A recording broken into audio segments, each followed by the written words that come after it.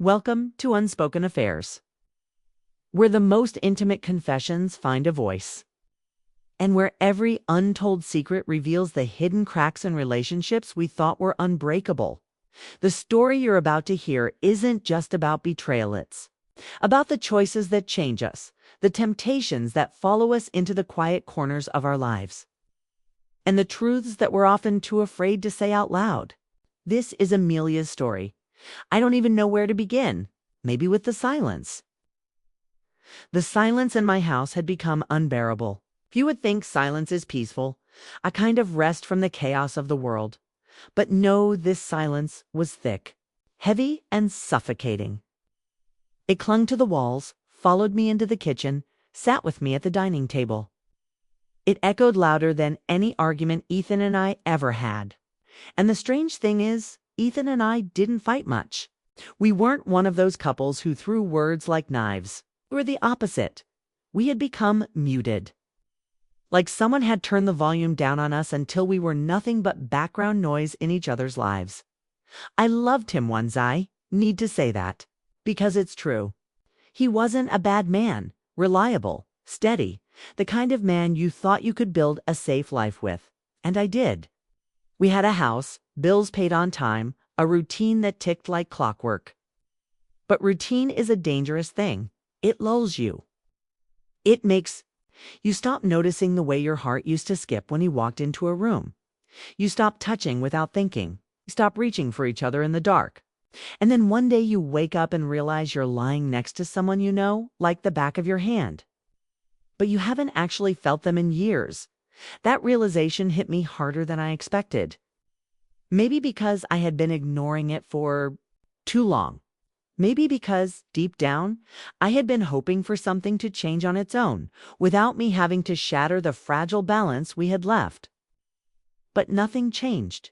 If anything, the silence grew thicker. Ethan worked late. I stopped asking, why? He stopped noticing when my eyes stayed on the window instead of him. We became two people occupying the same house. Not the same life. It was during that time when my heart was quietly starving that first saw him. Gideon, even saying his name now feels dangerous, like whispering it might summon him out of the shadows where he always seemed to belong.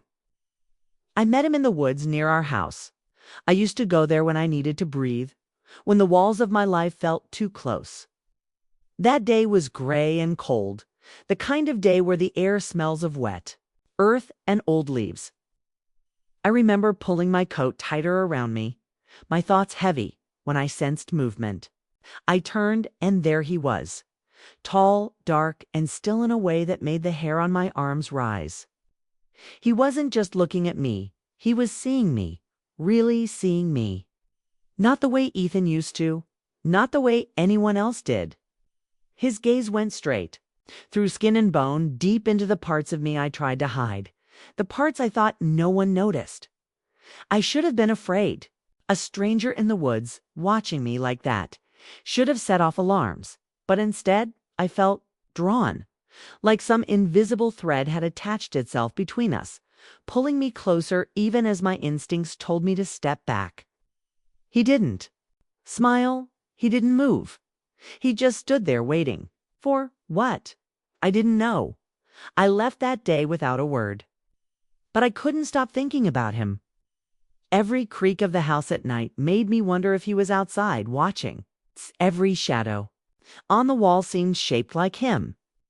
And then, as if my thoughts had called him, I saw him again, and again, always in the woods, always silent, always watching. The strange thing was, I didn't tell Ethan. Part of me wanted to say, there's a man in the woods and he won't stop looking at me. But something stopped me. Maybe because Ethan would have shrugged it off, or maybe because deep down, I didn't want Gideon to disappear. For the first time in years, I felt something, spark, a shiver that wasn't boredom or numbness. Days turned into weeks, and my walks into the woods became less about clearing my head and more about seeking him. Sometimes he would be closer, sometimes farther. Once, I swear, I heard his voice, low, rough, carried by the wind.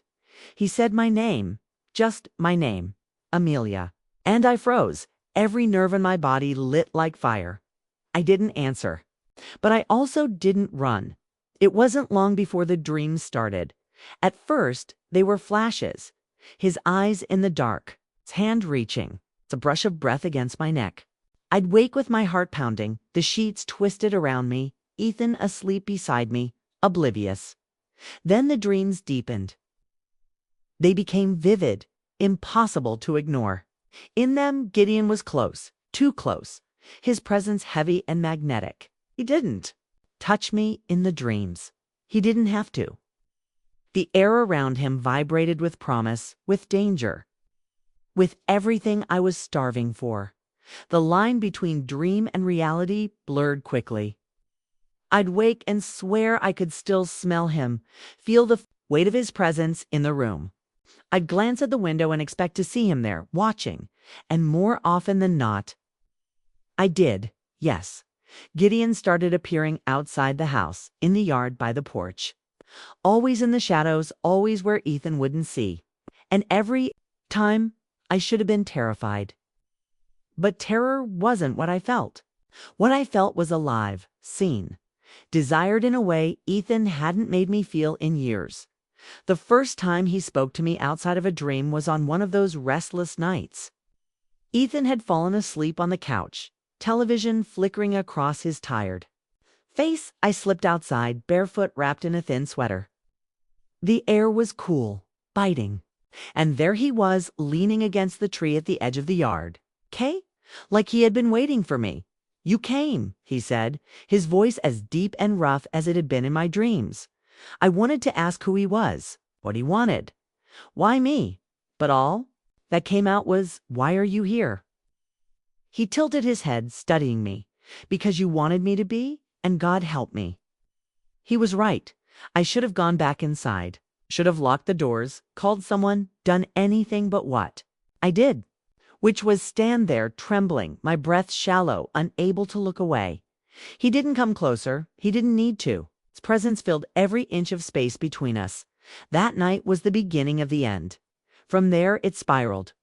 I started sneaking out to see him. Not far, never far. Just to the tree line, just within sight of the house. Sometimes we spoke. Sometimes we didn't.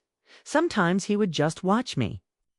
And I would stand there, my body humming with an ache I couldn't explain, couldn't control. With Ethan, I felt nothing. With Gideon, I felt everything. It wasn't just desire. It was hunger. It was like he had reached inside me and pulled out every hidden longing, every buried need, every desperate piece of me I had tried to smother for the sake of a quiet, stable life. And he didn't ask permission. He didn't soothe.